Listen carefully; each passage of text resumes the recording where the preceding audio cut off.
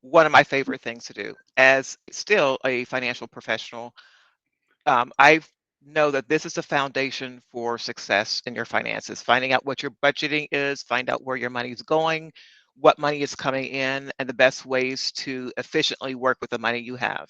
And that includes looking at how your taxes are going to be, projecting what your expenses are going to be, and in light of what's everything's going on now with the economic situation we find ourselves in, everything being very tenuous at best, not knowing if we're going to get into a war, not with inflation, things going up. I think it's very important for everyone to sit down and take a look at their finances, what you're spending out of pocket every day. It's amazing how you can take money out at the end of the on Friday to go through your weekend, and you felt like you haven't walked out of the house, haven't left the house, but as of Monday morning, all that money's gone. So where did that money go? And you find that money going out like a sieve.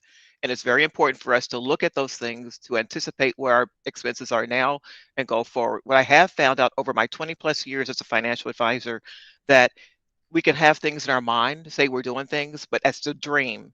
Unless you put them down on paper and actually see what's happening, then you cannot be effective and manage your finances. So, with that, budgeting is your first step in getting control of your finances. So, the next slide, please. So what we hope to accomplish. So we're going to review different types of budgets and how implementing a budget can help you manage your finances, especially when you have an illness that can drain your savings. And we know the cost of healthcare, I've said this many times, is not going to go down. It's just going to go up. And if in fact, not only that, your taxes are going to go up because that's where the government gets their money. And we know they are really struggling right now. And so we need to be more aware of what we're doing with our money.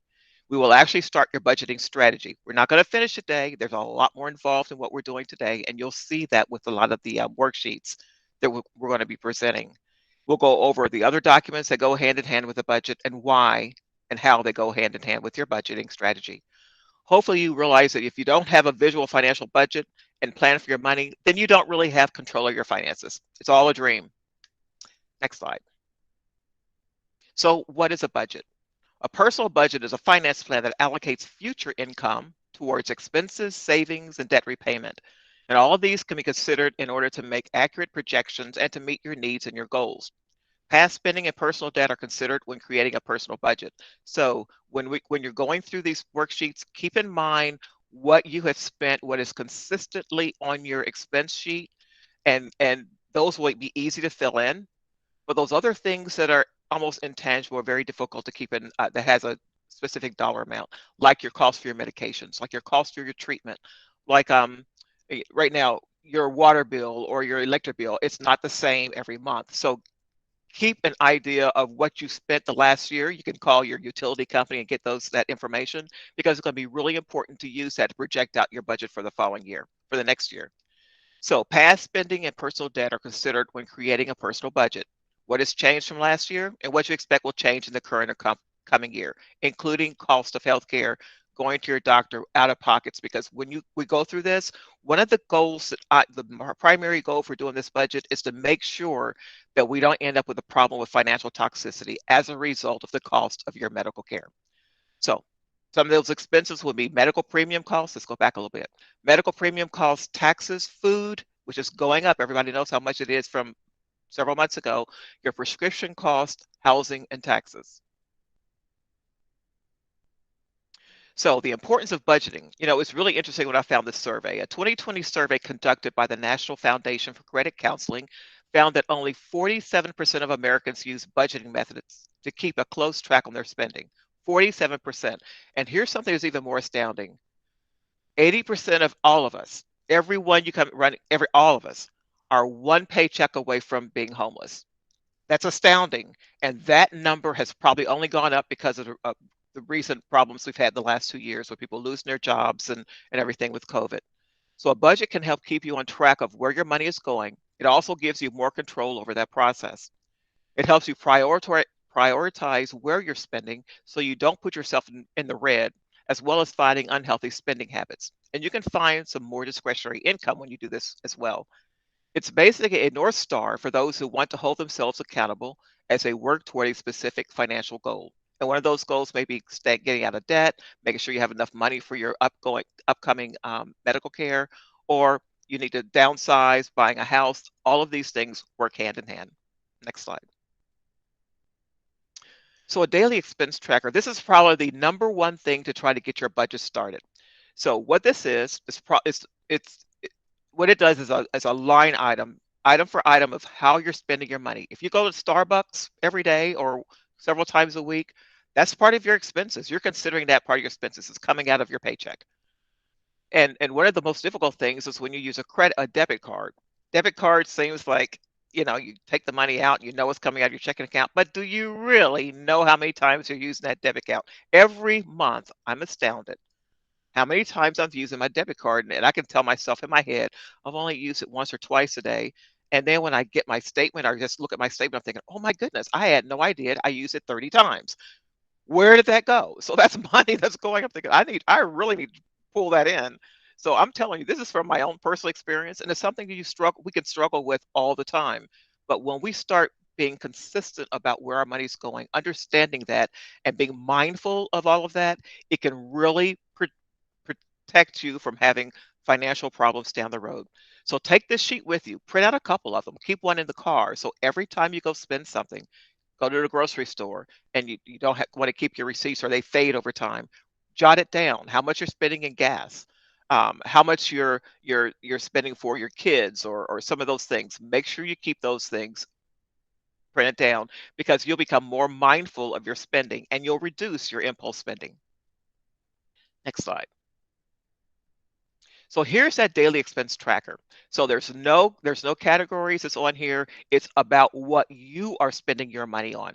I would I would challenge you to take this, print it out several times, keep one in your house, put the dates on there.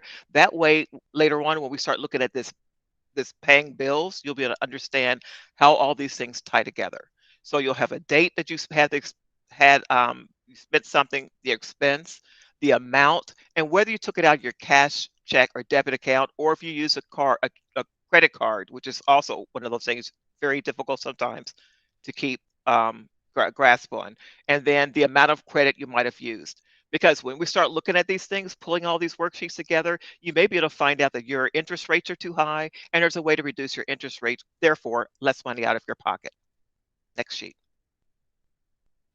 So there are different types of personal budgets. Now, some of these go hand in hand if you have a small business that you have to do your budget every year. You project out what you're going to be spending next year or what you're going to be able to save if you need to get more um, product in. Same thing with us. A household needs to have a budget because you have things you need to manage. And so there's a line item budget. This is typically one that people most use. This is one of the most favorable used. Everything is listed by category on a spreadsheet. It also includes categories for a given time period, such as monthly, weekly, and you break it down to that's best for you. After reviewing prior year spending, you can then come up with your target spending amount for each item. It can help with future projections of spending. This budgeting can be very time consuming initially, but it can really help you get a control of your spending and habits. You're going to see how many times you go to Starbucks for real. You're going to see how many times you eat out when you probably shouldn't be eating out as much. And it's really interesting. One of the great side effects of doing a budget, you find yourself eating more healthy. Next sheet. So there's another type, and this one, every time I look at this and I hear people use this, I break out in hives a little bit, and I get these because it's scary. It's a very hands-on way to manage your money. So I keep thinking if you're going to use this system of budgeting, then you might not need to be budgeting anyway, right? Okay, so you have envelopes, and the envelopes are targeted for spending. So the money is actually in those envelopes. And so this money is set aside for your LG&E. There's a set aside for this and this. And I'm thinking, when I have that money in an envelope, it's so easy to go in that envelope and take that money out. You have a kid or something, say, Mom, I need something for sports. You're like, okay, well, I'll just remember to put it back in the envelope. But does that really happen? So now you're no longer in control of that spending. So the downside is having envelopes of cash. This sounds almost like some kind of gang activity, right? That can be risky, as well as have the advantage of earning interest if it were in a savings account. So you not only have money sitting aside in these envelopes that's easy to get into, and all of a sudden you throw your mess your budget up, but then it's not earning interest in a savings account. Next slide. So there's zero-based budgeting. This is another area that gives me pause. Okay, so it looks at your income. Your expenses equals zero. Your income and your expenses at the end of that line will end up with zero. So you're finding a place to match every single dollar. That sounds tedious and that sounds scary because I feel more comfortable if I have some money left over. Not saying that all my money is going somewhere. Here's a really great way to look at your expenses and say, you know what? I want to have money left over, and that money can be directed in something that's very important. We're going to go over. I think it's on the next slide, but it's a really good way to say, where's my money actually going?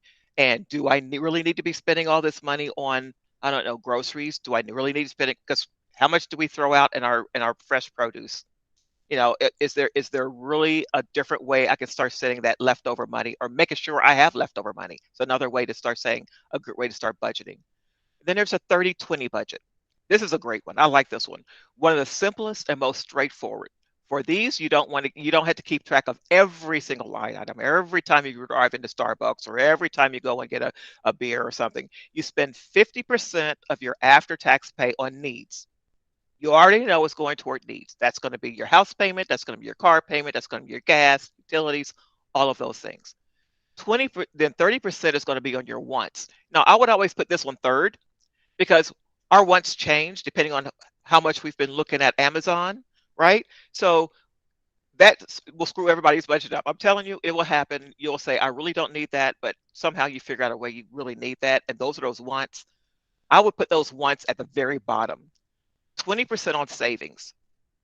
I want to say that probably should go toward the first because we always spend money on our bills because we need to have those done. We feel sometimes we feel those are the most important things. But guess what? We're a bill. We need to start putting ourselves first. You need to make yourself a bill. Pay yourself first. Because you know what? If you run out of money, how many people can you go out to and say on a consistent basis, because you haven't done your budgeting, haven't done your job, go say, you know, I ran short this month. Can you give me money? After a while, they're going to close the doors. They're going to lock the door. They're going to pull the shades down because they're not going to answer the door. And this is where the responsible self-responsibility comes. This is where you're empowering yourself to manage your finances. Okay, a good format, this is a really great format for beginners to get used to budgeting, is to set aside money for, I know I need this for the things that have to be done. I know I need to have some money in savings for whatever that savings is going to be, whether it's a goal, whether it's making sure you're going to meet all your financial, your medical financial needs next year because you don't know what they're going to be, although they will go up. And then the other things, the 30% on wants. That 30% is kind of high on wants, but if we redirect and understand what wants actually are, you'll find out just how good a strategy this is. So if you're recovering from an economic fallout from the pandemic, or for those whose economic situation is in flux, like a lot of us are, because we don't know what the cost of meat is going to be next week, although I tell you it's going to be higher, then we might want to not keep those numbers as strict as they are. Next. So where's your money really going? Where's money being wasted? Because every one of us is wasting money. What are you doing with your discretionary income? Discretionary income is that money that's left over after you've paid everything. What expenses can you get rid of? Like all of these subscriptions and things we have to Netflix, to Hulu, to all these things that we probably don't even watch, and they add up. What expenses can be reduced, including interest rates on cards? You'll be surprised. A lot of people don't even call and ask, but you can ask for your interest rate on cards to be reduced if you've gotten a really good payment history. And what can be paid up to free cash? Next slide.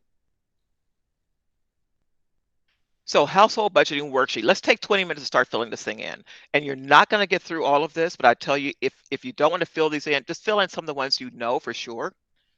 Here's another challenge. Print out two of these. After you finish this, go back and do another one and print out what you think the numbers are.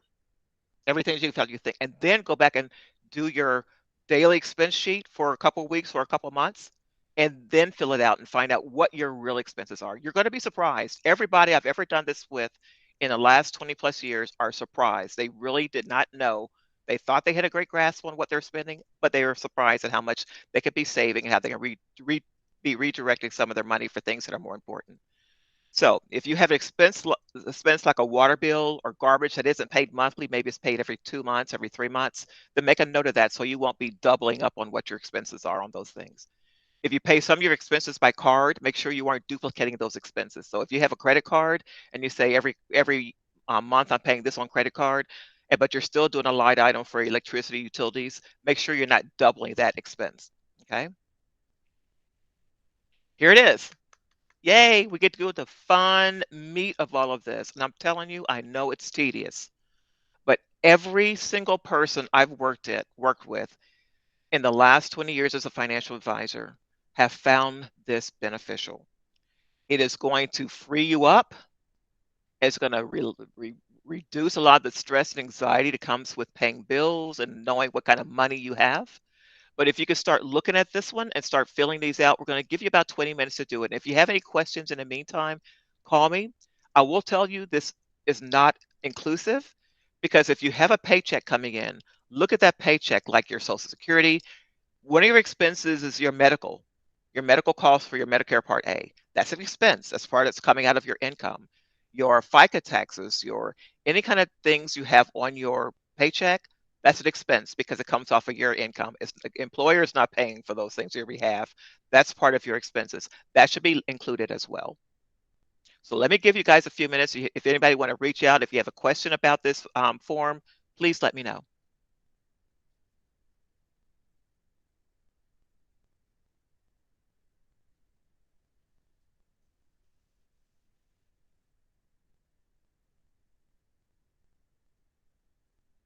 Now, I will tell you this.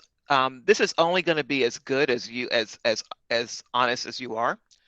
So when it comes down to vacations, eating out, buying gifts, or just splurge spending, you need to include it because if you don't include this, you have a horrible budget. It's already wrong from the start. Be honest. Nobody's going to see this but you and your husband. And I'll tell you, it's really interesting between husbands and spouses when they fill them out separately. There is usually a huge gap in what you're actually seeing. Um, People are wondering if the worksheet is available in Excel to add categories. Do you have a file like that that you can share? Um, I could probably find one and we could put it online for people to Yeah, access. we can share that in the resources in the follow-up email. And we'll talk about other ways to do it as well once we get to the end of the presentation, but that's a good question. Okay. Now, another thing that may not be on here, I think it is tithing. A lot of people forget they do their tithing, and that could be a big chunk of some people's expenses. And if they do charitable giving, make sure you include those things.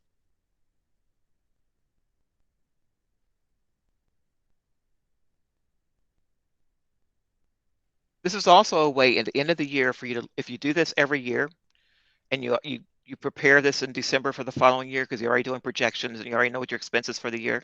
It's a good way to look at where your taxes are. If you need to go in and change your W-4s or change some of your exemptions, this is a great way to start those things.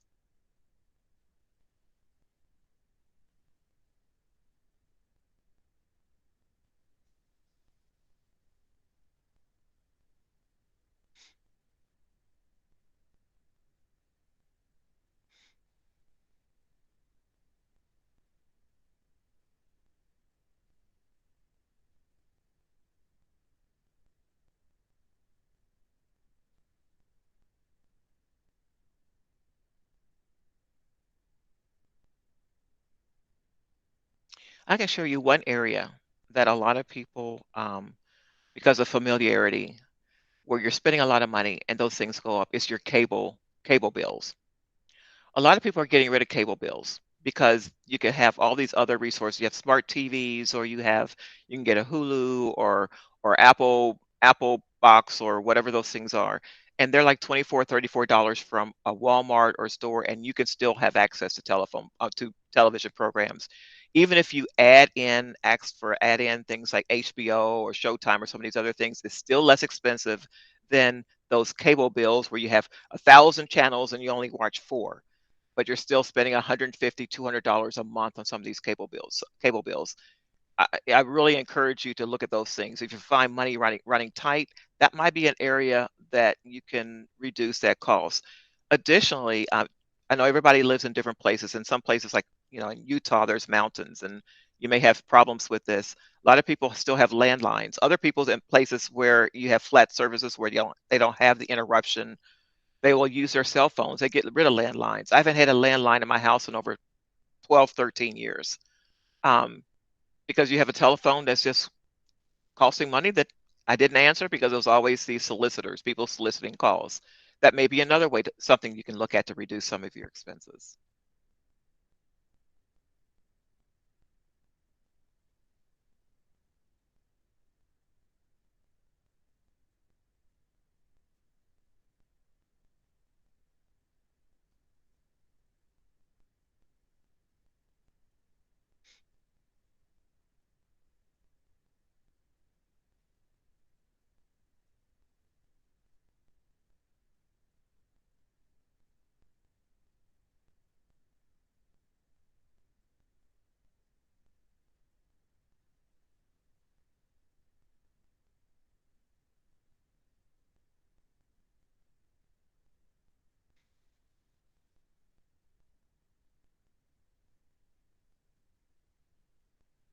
There's a question that came. What was that question?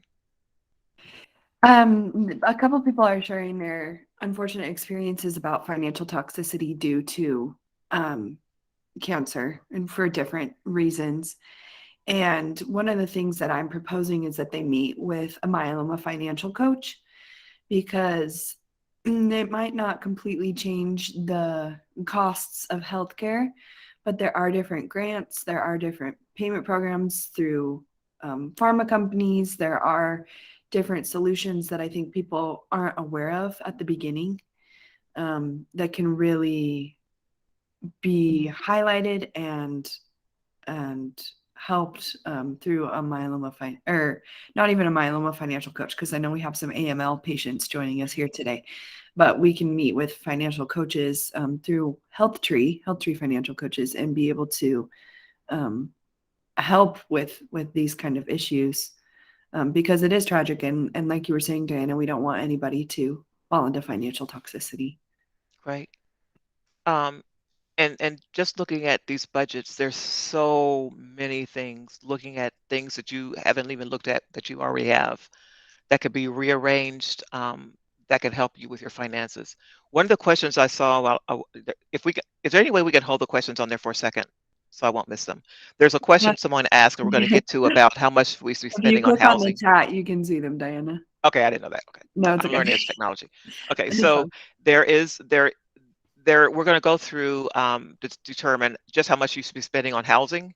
That's going to be Mm. one of the sheets we go through. It's very important. So hold on to that question. I didn't see the other questions. No, it's okay. So another question is, are medical insurance premiums tax deductible? Oh, this is one we've covered and we will continue to cover because it's so important to you guys. Yeah. Um, Anything that you spend out of pocket over 7.5% is deductible on your taxes if you're itemizing. So I'll encourage you, everything, and that includes your premiums for your insurance premiums. So keep a copy of those things. Yeah. So at the end of the year, if you don't have them, you can go to your pharmacy and have them print out. You can go to your doctor, have them print out. If you get on my chart, you can look at all those things. But you keep those receipts, and anything over 7.5% will be deductible if you itemize on your taxes. Yeah. Another question was, where do you put taxes on the budget sheet? Federal and local property taxes? That is one of those line items I was mentioning earlier. You want to add another line item on there and look at your pay stub and pull those things out. Those things are probably very consistent unless you got bonuses and you have to include that later on. But I would put that on there as well. You Okay. just pull it off and just write your own line item. And you would include that before you do your total monthly expenses with your net income and your cash flow at the bottom. Perfect. All right. Do you want to move on to emergency funds, or We do you want to can. give them a few more minutes? Okay. Let's go on to emergency funds. And like I Okay. said, this is very time consuming. It's very tedious, and some of those things you will not have now. But we will we will get to some of those with some of the other sheets. So the most important thing that you can carve out of budgeting, one of the big things you can do is figure out emergency funds. Very few people have money set aside that will take care of that car that breaks down or the furnace that goes out. And there used to be a rule of thumb, 3 months of your total expenses set aside in a checking and a cash account that you can readily get to pay for those emergencies. Ideally, you want to have now, because 2008, 2000, 2007, 2008 taught us a lot. Is you sometimes you need more than 3 months. Sometimes there's the rule of thumb now is somewhere between 9 and 12 months of expenses, monthly expenses. So that could be a lot of money. So how do you build up to that? Because somebody can't just say, God, I wouldn't need a budget if I already had whatever amount of 12 months of expenses, but you can systematically start carving that out. And that's what part of the things, pay yourself first. You're paying yourself first. You put a savings account, and that savings account is strictly for emergencies. And once you get to a certain amount, don't stop, because inevitably you're going to have to go in there and pull some money out, and then it'll be reduced. But keep putting money to that. But you can systematically set your emergency funds up into money goes into a cash checking account. You could have it tiered. Some goes into a savings account that earns maybe a little bit of interest. I don't know any savings accounts earning a whole lot now, but earn some interest. And the others, for the longer term emergency things, put into maybe a short term CD that may be earning even more than that savings account. So you always have tiered money that you can have access to at any time. So um, have an emergency fund for urgent emergencies can protect your entire financial picture. Unexpected costs related to medical needs, car repair, home repair, or immediate needs in the event of a natural disaster. And it's the natural disaster thing, I think it's because we're going to be unfortunately become more and more familiar with. So it's even more important for us to do these budgets, make sure we have money set aside in the event something happens. We all hear things happening, natural disasters, like in Germany last year with all the flooding, and everybody's going to the banks. There's a rush on banks, and the banks do not. I'm telling you, I was used to be a bank manager, and 2008, 2009, everybody started panicking. I need to get my money out of the bank. Need to get my money out of the bank. And we had people coming in saying, I want my cash out my savings account or cash out, and they're asking sometimes for hundreds of thousands of dollars. Guess what? Banks don't have that in their safe. They don't have enough to pay out everybody they want to come in and get. So it's always a good idea to make sure that you have those emergency funds so that you need to get to it, you can get to it in a reasonable amount. Okay, next slide. So again, how much do you need? If you need, let's say your monthly expenses are 5,000 and you want to have three, that's 15,000, right? So we recommend 9 to 12 months. So you multiply whatever your monthly expenses are over that period of time, and that's what you need to systematically start every month saving toward your emergency funds, only to be used for emergency funds. So the importance of the emergency funds are to help cover expenses on a short-term disability. Say if you're on short-term disability and you need to match because you're only getting maybe 40 or 50% of the income you used to have. And usually disabilities uh, aren't something you expect, but they do happen. And so it helps have money set aside so you can still meet your obligations. Cover expenses if you're laid off from work, because a lot of time you're unlike this past year, which is unusual, you're not going to have a lot more money coming in for unemployment income than you have if you were usually working. And pay for unexpected expenses such as car maintenance or any other things that may come up. Next slide. So the bill paying worksheet. This is another one that's really interesting. Use this sheet to make sure you're paying expenses on time. It helps you organize your bills, help you decide which ones you can put in order of paying. So you have 4 or 5 credit card bills, and you have varying interest rates on those bills. And if you everybody heard of Dave Ramsey is you take the smaller bill and you pay it off, then you can redirect that money into the other higher interest rate bills. There's different ways to look at that, but it's a way to keep up with where you're spending your money, when it needs to be done, and if you need to call a creditor in advance, say I'm really short this month. Is there a way we can look at this to keep my credit open, but it doesn't hurt my credit score, which is very important. We're going to get to that as well. So in the event your medical bills excess your need to work with a healthcare provider to find financial assistance. You can do those things as well. So here's that bill paying worksheet. So you write down, and it's a monthly sheet. So every month you'll know exactly what bills need to be paid. Some of those bills won't be consistent. You use your credit cards for different things and that for different amounts, but it gives you the due dates when they're due. So it's important to have those due dates, because if you forget something, and you let it go for 30 days, it's going to hit your credit. So hitting your credits can be detrimental to you if down the road you might need to take out a personal loan, or you're going to buy a house, you're going to refinance your house. All of these things work together. Anything with your finances, I don't care if you're going to go and put a window in your house, it's going to affect everything. It's almost like a domino effect. So we need to be aware of all these things. So keeping up with the due dates, how much you're paying, also help you next year to say, I paid too much, I had too much debt on this side, I paid too much, or my interest rate is too high. Helps you to negotiate with those creditors. So these are the things we need to do to keep up with what we're spending. So the debt to income ratio calculator, this is really, really important. So it tells you how comfortable you are with your current debt. And, some people get real comfortable with debt, and they probably shouldn't. It's like some people really are really comfortable with procrastinating things. And I think we all have a tendency to do that with things we really don't want to do. And debt is one of those things, you have medical bills coming in, and it's real easy to see those things, and it's stressful to put them over in a corner and not open them up. Um, but it can really hurt you down the road. And so it also affects your ability to apply for credit that I mentioned earlier. So how do you calculate this debt to income ratio? You add your monthly bills, so your monthly worksheet that we did, the budget that we did before, divide the total by your gross monthly income, and that's your income before taxes, because remember, your income includes every expense, including taxes, including FICA, including all those things. And this will be your debt to income ratio. The lower your debt to income ratio, the lower the debt you have, the less risky you are to lenders. And here's something that a lot of people don't understand. So you can have 10 or 12 credit cards, and they give you these credits, these lines of credit. Great. They see you very worthy of having this. You have all of those 5 C's we're going to go over later, but they see that you're a good risk. But you're only a good risk if you keep that amount under 30%.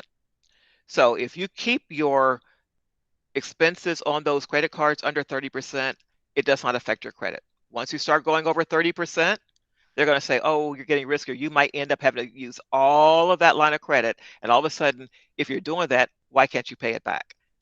Now it's becoming concerning. But it's also going to be concerning if you want to go and take out a loan on your car, if you want to buy a house, do a equity line of credit on your home. All of those things are going to be taken into account. And so that debt to income ratio is huge. This is what the sheet looks like. So if you look at I'll go back. If we look at that bottom right-hand side where it says, how do you measure up for the creditors that I was talking about earlier? This is it.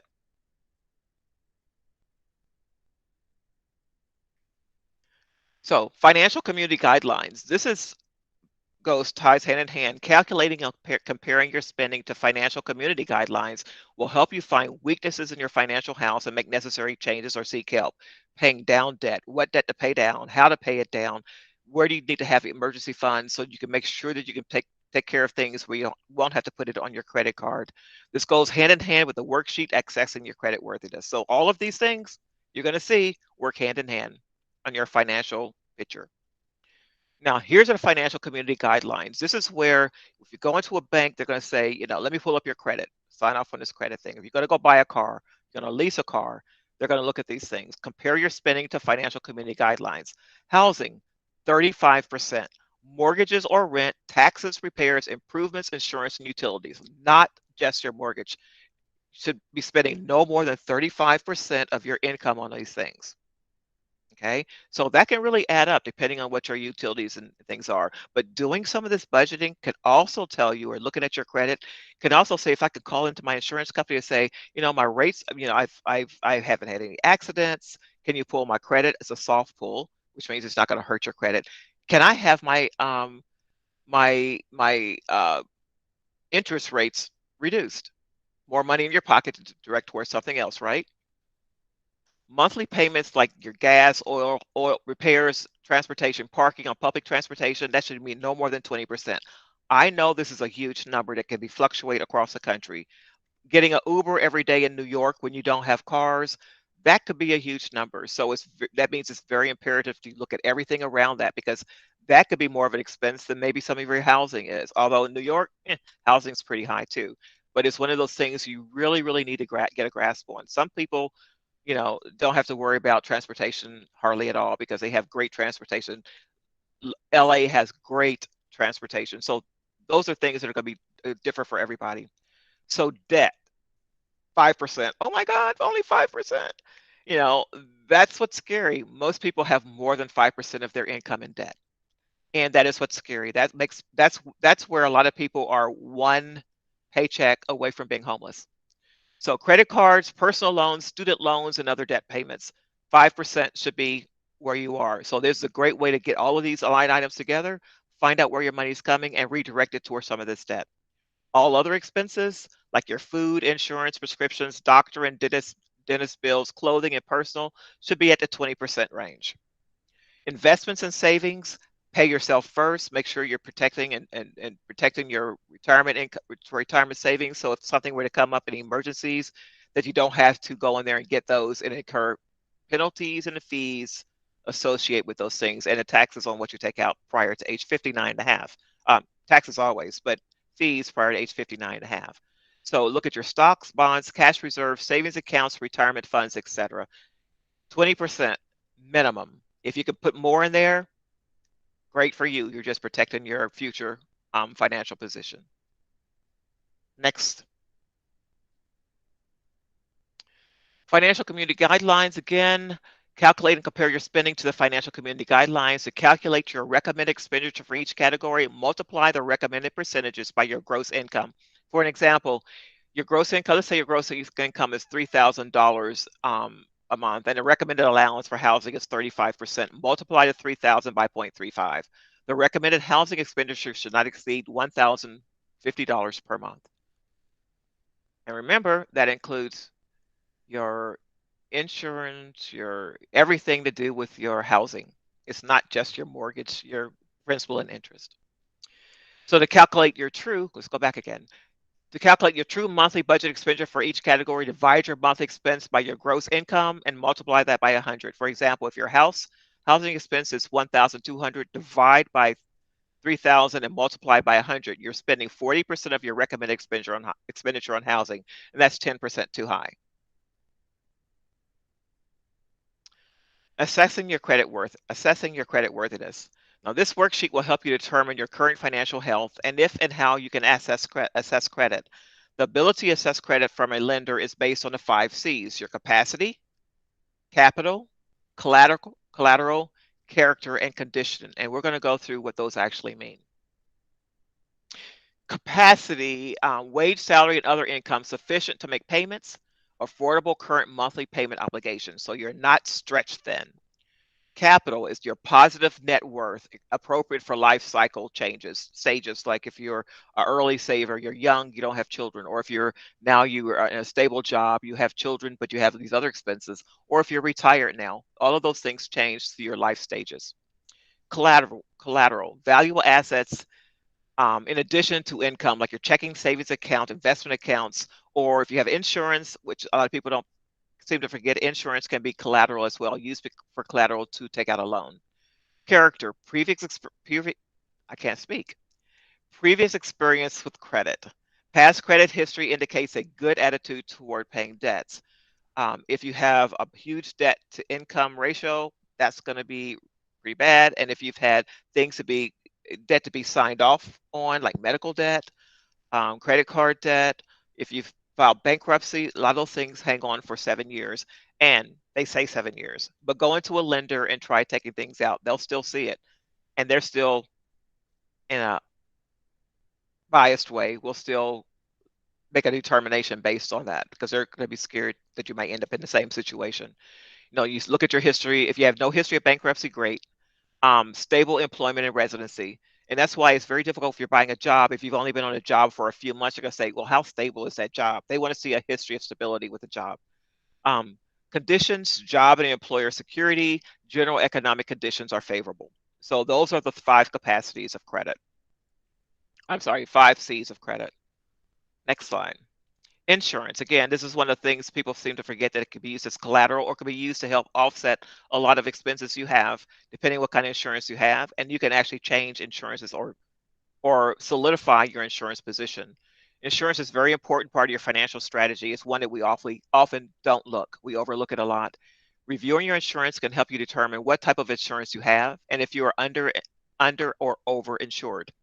Insurance uses can be excess additional income to help manage healthcare costs or use as collateral for a loan or withdrawal or accelerated death benefits to use to offset expenses. Cover final expenses, provide financial stability for a family, pay off debt or replace income, pay federal or state taxes for beneficiaries, use for charitable contributions, and the way you can access some of your cash benefits in a life insurance policy can be tax free to you. So there's a lot of things like you can use cash benefits in a life insurance policy to actually use to increase your retirement income, and a lot of it can be tax free if it's set up correctly. Next slide. So here's a great sheet to keep up with your insurance policies. And doing this, you can determine if you have the right insurance for yourself, the right type of insurance, or if and for your other spouse. A lot of times women are underinsured. We underinsure our value, and that is so common. And I think we need to spend more time looking at that. Look at not just your life insurance that you have personally, but the life insurance you have through your job. Because some life insurance policies can decrease based on age. And so you need to make sure that you have the right insurance and make sure you do that when you are insurable. For all of those who have myeloma or have other illnesses, we know that a lot of times those insurance policies can be too expensive to get if you can get them at all. Next sheet. So again, just look at those, find out how much, what your monthly benefit is. Disability insurance, huge. You are protecting your income. People forget that disability insurance protects your income. And for those of you all who've had to go on disability, Social Security disability, short-term or long-term through your job, it is a saving grace. And if you don't have your own individual policy outside of your employer, then I would suggest you do it because it'll cover even more. Your employer generally covers 40 to 50% of your income, and then that 40 or 50% is taxed. Can you continue to meet your obligations with 40 or 50% of your income? Probably not. That's why disability insurance, your own policy, can protect those things, could fill in that gap. Next sheet. So the net worth worksheet and its purpose. So you'll need to understand your financial worth at any time and where you have access to income at any time during disability and retirement. It will also enable you to be proactive in estate planning. And estate planning, people think, is only for when you die, when you're passing or after you're gone. It is not. It protects you and your families right now. The difference between your assets, what you own, and liabilities, what you owe. Preparing your net worth statement the same time every year will help you see how you are progressing toward financial goals and what changes you need to make to live within your means. Very huge, living within your means. So the network worksheet purpose is a total of your liquid assets, which can be quickly converted to cash and may provide information about how well prepared you are for financial emergency or loss of income. It can also help you find other assets or sources of income that may help you meet your financial needs, such as your medical expenses and other things, school, college, things like that. Now, this is what the financial net worth worksheet looks like. Um, and I encourage everybody to do this. And this is another offshoot of how valuable this can be. With all of the things happening in natural disasters, houses flooding, homes burned down, you have to go back and recreate a lot of this, what's in your house, to file for insurance. How many of us know if your house burnt down exactly what's there and what the value is? These kind of sheets can be done. I would encourage you to take, when you get something, go around, take a weekend and take pictures of serial numbers of computers, take pictures of your jewelry if you don't have those or or things that's very difficult to replace, like art. Take pictures of these things. Go get these things appraised, because at the end of the day, if you haven't done a lot of this, recreating this and having a true value is very difficult to do. Next sheet. And this goes on about your liabilities. That includes your debt, anything that you have to pay out is something that you are responsible for. Next sheet. So this was a lot. So in summary, start your worksheet. I'm telling you, every person I've ever worked with in my years as a financial advisor found that this was very, very beneficial. And you can't just do it and sit in a drawer or overlook it and just only fill a part of it out. You need to see your entire picture, and you will become empowered once you do this to find out, gosh, I'm really spending this. You become more mindful of where your money's going. So seek help from a financial professional should you need assistance. Don't procrastinate. If you find you're not able to meet your medical financial obligations again, just like Audrey said, talk to a financial coach through HealthTree. Ask for someone. We will be glad to help you. Um, and I'm still licensed as a financial advisor. I work with all kinds of retirement plans, any and every type of investment out there. I look at insurances. I'm licensed also as an insurance broker for health insurance, life insurance, annuities, for all of these things. That's why I can help you on Medicare. Feel free to reach out. I mean, I can send you resources or things that you can look at that can help you pull your budgeting plan together. Any kind of questions we have? I know it's a lot. Yeah, and I was gonna say too, I know I've gotten comments in the past, oh, I don't want to overwhelm Diahanna. Diahanna's also not the only myeloma financial coach that we have on our team. And I say myeloma financial coach, we're shifting towards HealthTree financial coach because we do have AML now as part of our organization, sister organization to the myeloma crowd. So if you want to reach out, feel free to don't feel like you're overwhelming us, because we do have many financial coaches that are able to assist you. If anyone has any questions, you're either able to raise your hand, which is an icon found at the bottom of the Google Meet. If you click on the slides or you click on me talking, you should be able to see those icons pop up at the bottom. You can also enter it into the Q&A, into the chat. So Linda's wondering if there's a cost to use these HealthTree coaches, and I'll just answer that quickly. The answer is absolutely no cost to you. We are a nonprofit. The reason we do what we do is to help you, and therefore there would be no cost. If there is something that's maybe outside their expertise or outside their ability to answer, they would refer you to somebody else that you probably would have to pay for, but they're going to do all that they can to help you in your situation without any cost to you. Verena was saying it's also important to keep cash on hand for emergencies, especially considering all the natural disasters. It's easy for areas to lose power, and then cash is king. That's interesting. Kind of echoing what you were saying throughout the program, Diahanna. So thank you for bringing that up. And then Veronica is wondering if she could apply for Social Security Disability SSDI. Is that Social Security Disability? Yeah, it If is. she's not currently working. Interesting. Usually when you're doing Social Security disability, if you're disabled, you may be able to go back and get Social Security disability if you're not working. It's based on time you spent working.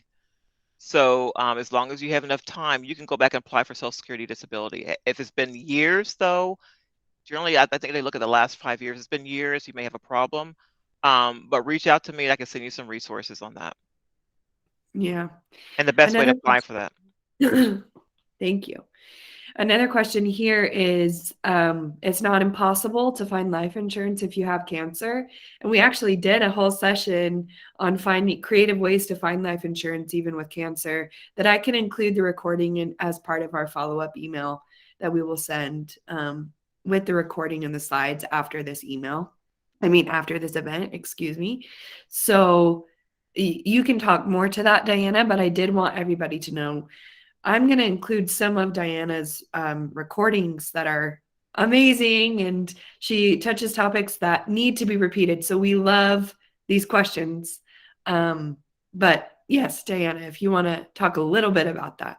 Okay, and it's really important if you have cancer, or if you are on in remission, been in remission for 5, 6, 7 years. I know a lot of people are not taking any medications. One of the things your insurance person is going to do, of course, they're going to do the blood work. They may find something strange in your blood, but if you can prove that you have not had any problems, have been not on any treatment for 4, 5, 6 years, then you can possibly get insurance. Your rates will still be higher because you're still a risk, and the company will be taking up that risk. If you have a spouse who's still working, a lot of people seem to forget. A lot of times, your employers offer a spousal life insurance. Go on and get that. And if they can get additional supplemental insurance on top of that, some of those policies are transferable. So even if your spouse left that job, you can turn that policy into your own. And when it's going through an employer, unless you're going over a certain amount the employers as provided in their plan, you may not have to do any underwriting at all. So those are great ways. Those are one of the first places you want to go and get your insurance because it's pennies on the dollar when it's through an employer plan. Yeah, and there are other ways as well, and Hmm. I'm excited to share that. Yeah, she's saying that's what I have now, but it's only $10,000, which is true. Sometimes the spousal coverage can be lower. So there are other options that, again, she explains. Steve, would you like to speak? You can unmute yourself. Good to see you. Hold on. Okay. Can you hear me now? We Yes, can. yes, we Okay. can. Hi. I went through this process 35 years ago, and it was easy to do what you said. The hardest part, which took real toughness, was how could I earn more? How could I spend less? And I had to be forced into realizing that the lifestyle that I had was not paying for it all. And for the first time in 10 years, I had to work 6 days a week instead of 5. Mm. And I had to give them exactly what I would permanently give up. I mean, if I wasn't going to have Starbucks every day, every week, um, I had to promise. And I had to, the other thing I just want to say is I had to hand in all my credit cards. That was the agreement. If I wanted to charge something, I had to get permission. And I was 50 years old. So that's it. Thank you. Yeah, No, that is hard. Yeah. thank you, Steve, for Thank being you. authentic and sharing. Okay, I'll talk quieter. And then another question, Diana, that I had. So we know that in today's real estate climate, that 35% gets harder and harder. I mean, we don't see minimum wage going up. We don't see salaries increasing exponentially due to pandemic unless your business did really well.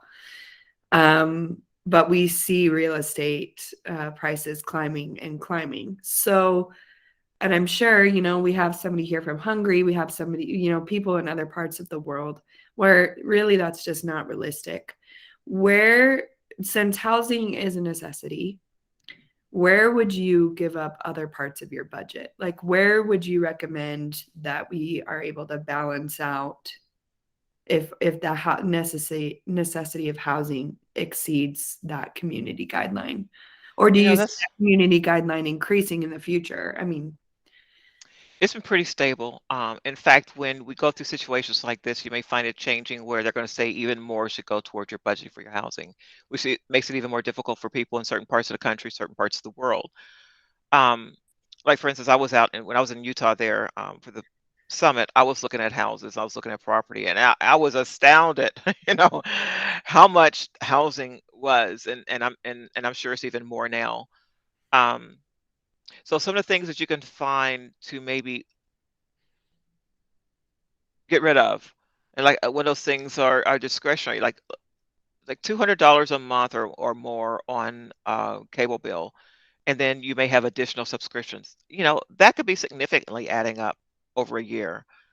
Um, uh, Things you don't use. A lot of people have bought um, subscriptions or go to workout places like gyms, but they don't use it. And I know surprisingly, over 90% of people who have gym memberships do not use them after the first couple months. And those gyms are making money, but you are just giving it to them and you're not getting the benefit from it. So look at some of those things. Look at going to Starbucks. Look at, you know, it's easier and cheaper sometimes to cook versus than to even go to the store and pick up something, or even if something's packaged in a store, if it's still raw, like raw meat, and it's packaged and it's in the individual servings, it's a lot more than buying something in bulk. Um, Consider doing those kind of things, and going to some of your local in the summer, especially going to some of your local um, uh, farmers where they have a lot of produce they're trying to get rid of, especially when they're trying to change their things. Are and a lot of those things can be canned. Canning is huge. You can save a lot of money on canning, and a small garden in your flower garden. Some people think they have to have a big garden. You can do a small place in your flower garden, have like I did this past year. I had peppers and tomatoes. There's a lot in produce and money you can save and direct toward those other things. Now, can you help it if you're in a place where your housing, there's very little housing, but there's huge demand? You know, in our country, we have very little in low cost, low income housing that everybody's struggling. It's just looking at where we're spending our money every day, realizing what really is important, what your priorities are, and trying to and find a way to prioritize those things. I'm not saying don't pay for your medications. Don't like, of course, don't pay for your medications. Keep those things going because that's one of your priorities. But look at other ways. Do you really have to have those big birthday parties for family? Yeah, they may be disappointed, but they'd be even more disappointed if they didn't have food on their table. You know, there's a lot of things to look at that I think people and kids, especially teenagers, who want that car and they want mom and dad to pay for their mortgage insurance, and or I mean their insurance and the maintenance. You know, you're not obligated to buy them a car. You know, there's certain things that when you're struggling to take care of your bills, to take care of your necessity bills like your medicines, other things are not that important, and other people need to realize that that's part of being um, a good steward. Yeah, thank you very much. Um, Thank you, Diana, for taking the time, and thank you all of you for participating in this first budgeting workshop. It was so fun to do something more interactive with you guys. I saw a more casual side of Diana, which I love, and it was just an excellent presentation. And I thank you, Diana, for taking the time to go through with us. As mentioned, these documents will be sent out in the follow-up email. We'll send other resources that we've mentioned throughout the meeting, such as previous recordings of Diana's events that she's presented, and the link to sign up for a HealthTree coach who's willing to help you with financial needs. Thank you so much again for joining us. We're going to finish with a couple of outro announcements, and then we will be done for today. We do appreciate your time spending with us today. Our next session is going to occur on March 1st, and we're going to be continuing this discussion of the true cost of cancer and how to pay for it, especially what newly diagnosed patients need to know. What's that really going to look like on your budget as medical expenses, and what can we do to lower this cost of cancer using the resources that are out there? Other upcoming events in the Myeloma Crowd Community Program you may be interested in. We have the Muscles for Myeloma Fitness chapter. We're going to be talking about maintaining and communicating your sexual wellness with a sexual health expert. That's on the 2nd, tomorrow at 7 p.m. Eastern. And happy February, by the way. Thursday, February 3rd at 1 p.m. Eastern is the Stem Cell Transplant chapter. We're going to be hearing from different patients who have been through a stem cell transplant, what their experience is like with vaccinations post-transplant.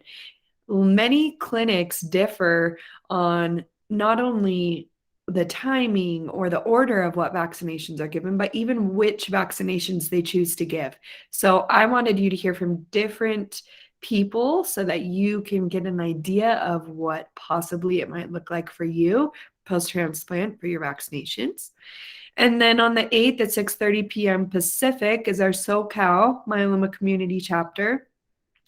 We're going to be talking with Dr. Mayo Tut from City of Hope, and he's going to be talking about his CAR-T trial that he has been working on and give us different updates about that.